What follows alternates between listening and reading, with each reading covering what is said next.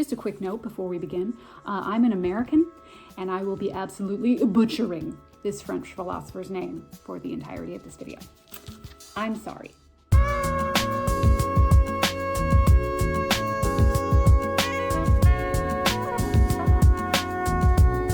Simulacra.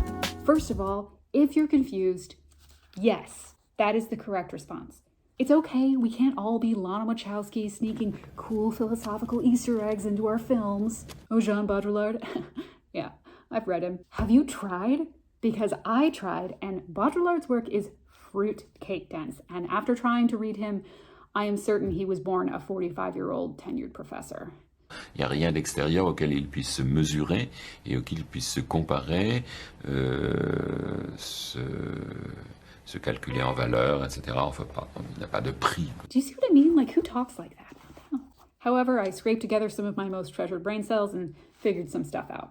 Simulacra and Simulation is a 1981 essay by French philosopher Jean Baudrillard that explores the relationship between reality, symbols, and society. A simulacra is a copy without an original.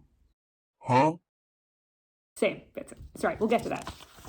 So I had a difficult time understanding this idea of simulacra at first. A copy without an original. I kept hearing that over and over again. A copy without an original. How can you have a copy if there's no original? What are you copying? So I went back to the example that Baudrillard gave of the map. Say you have a territory, and you make a map that is a 1-to-1 scale of that territory. That's a big ass map. Then we place the map over the territory. So you're walking on the map, living on the map, getting into Twitter arguments on the map. The map stays in place for years, even decades, and it begins to get worn out and threadbare. And eventually it's kind of hard to tell what's the map and what's the original territory poking through. Additionally, all the people who were around when the map was originally made are dead, and no one alive remembers a time without the map. Eventually, the map becomes the territory, to them at least. The map is real, and the territory has been forgotten. This is simulacrum. This is a copy without an original. The word that's always missing from this definition is anymore. A copy without an original anymore. A copy whose original has been lost or forgotten through too many iterations. Doesn't that make more sense? Words matter, people. Simulacra don't usually just appear, they happen over a long period of time. According to Baudrillard, there are 4 phases of simulacra that I will now explain using pumpkins. Phase 1, basic reflection of reality. This is a pumpkin. Pumpkin is pumpkin. Technically, this is an image of a pumpkin that you're watching on the internet, but I couldn't get a real pumpkin because it's May. So just pretend this is real. Just pretend this image is real in this video about simulacra. Phase 2, perverting or masking reality. Pumpkin pie. It has pumpkin in it, but it's processed and changed to fit a different purpose. Phase 3 of simulacra, masking the absence of basic reality. Pumpkin spice latte, something I know quite a lot about. It has literally 0 pumpkin in it, but the absence of the pumpkin in this pumpkin drink is hidden by the spices we associate with pumpkin pie. We are reminded of pumpkin, though no pumpkin exists.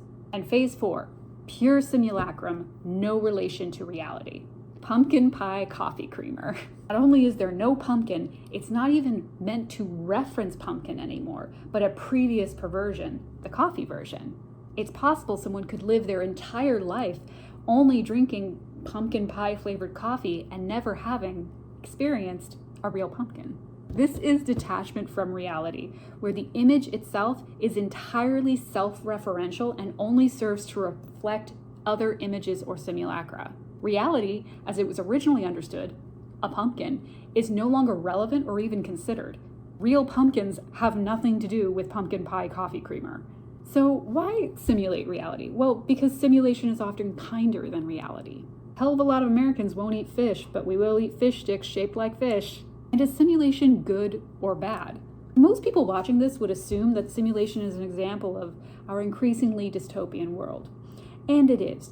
But the consequences of simulation are kind of individual. If someone who is housebound finds a rich and rewarding community of friends in an online game, is that bad? I wouldn't say so. Reality is often disappointing. Who among us hasn't spent 20 hours on The Sims decorating a dream home you'll never own? Or painstakingly editing your character in a game to get you just right? The form will never achieve, the house will never have. It's easy to understand the appeal. Simulation is often reality with blunted edges. But there is a dark side to all this simulating the real world. So once phase 4 of Simulacra is achieved, we enter something Baudrillard calls hyperreality. I have to read this part, sorry. He describes hyperreality as a condition in which the distinction between reality and simulation has collapsed, and where simulation or simulacra do not just represent reality, but effectively replace it or become more real. So let's take a look at some of the symptoms of hyperreality, shall we?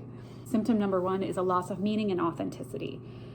If the real is overtaken by simulations, it raises questions about the meaning and authenticity of our experiences. When everything feels fake, it's hard to find truth or meaning in anything. Symptom 2, passivity and manipulation. Hyperreality thrives on passive consumption of its own simulacra. People just passively take in all this fake stuff, allowing powerful people and corporations to use these fakes to control what we want, think, and do, and it encourages people to stop thinking for themselves. Symptom 3, fragmentation and alienation.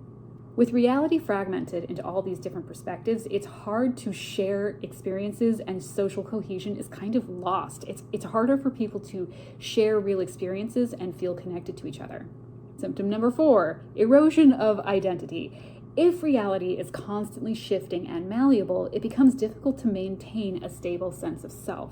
Identity in hyperreality becomes performative, based on external simulations rather than your true self. And this part really struck me as so poignant because this is exactly what goes on Instagram and TikTok. You see this performative version of this person leading an idyllic life, and you feel inadequate in an attempt to replicate that in your own life. But what you're replicating is fake, replicating false, inauthentic experiences in reality, and then being devastated and taking it so personally when you fail at the thing that is not real. I'm sorry, I got off track. Symptom number 5, moral and ethical dilemmas. So when the lines between real and simulated actions blur, it gets tricky to know what is right from wrong, and when you can't tell the fake actions from the real ones that actually matter. Fox News throwing a hissy fit about transgender teens in sports comes to mind. Like, this is the crisis of our generation. It's not climate change or microplastics. Those damn teen sports! Symptom 6, potential for social unrest. Frustration and disillusionment arising from living in a hyper-real world can lead to social unrest and even violence. It's frustrating living in a world that seems made up and meaningless. A lot of people would want to rebel against those creating the simulations, but of course you'd have to know and be able to differentiate the real from the simulation in the first place. Honestly, what's more likely is people will probably find a scapegoat, because it's so hard to just even put into words and language why you feel so bad. Why are you feeling so disillusioned and disconnected? Why does the world feel so made up and meaningless? Maybe it's teen sports. Stupid. Language and the loss of meaning. I feel like this shouldn't have to be said, but language is really important to civilizations. Sure, there are words that are flexible, like brother and sister, but there are some words that are so important that having them lose their meaning is downright dangerous. One of those, which we've seen happen over the last 10 years, is the word news. Now, to a great portion of the United States, news means absolutely nothing. News is whatever stupid bullshit you find on Facebook, and suddenly doctors and scientists are just people with strong opinions about viruses. That loss of meaning caused the unnecessary death of thousands of people because they couldn't tell the difference between real things and fake things. Some words just have to maintain their authenticity. For example, the word hospital really needs to mean what it means. And the breaking down of the word hospital would just be disastrous, sending people to random apartments where people who call themselves doctors just operate on you. It's so gross. It reminds me of that scene in Minority Report. Let me introduce my gorgeous assistant, Miss Van Eyck. Smågrodorna är lustiga att se. Herregud. I shouldn't even wash your hands. I'm sorry.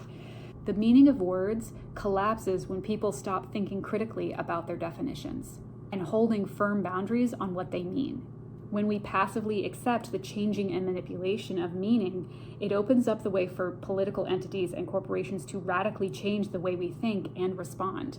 So we can see how hyperreality is actually quite dangerous. And also just like America, like I'm reading these definitions and I was like, that's just us. We are hyperreality. And apparently Jean Baudrillard agrees because he wrote an entire book about us called America. Remember, he's French, so he's from France, where they have real things still, like bread. How to avoid hyperreality? Oh, I have no idea. That's not entirely true. I do have some thoughts. First and foremost, I think it's important to maintain a solid standard for critical thinking. I mean, it can't hurt. Worst case scenario, you become just an insufferable contrarian, and I think that's probably better than the total collapse of reality. And push back when politicians and companies try to change language to suit their own purposes. Other than that, I don't know. Try to eat more fish, I guess. Thank you for watching my video about Simulacra. I'm Magdalen Rose, and if you enjoyed this video, please head over to patreon.com and you can pledge just $1 a month to support this channel, and I would really appreciate it. Good luck in cyber dystopia, everyone, and I will see you next time. Bye!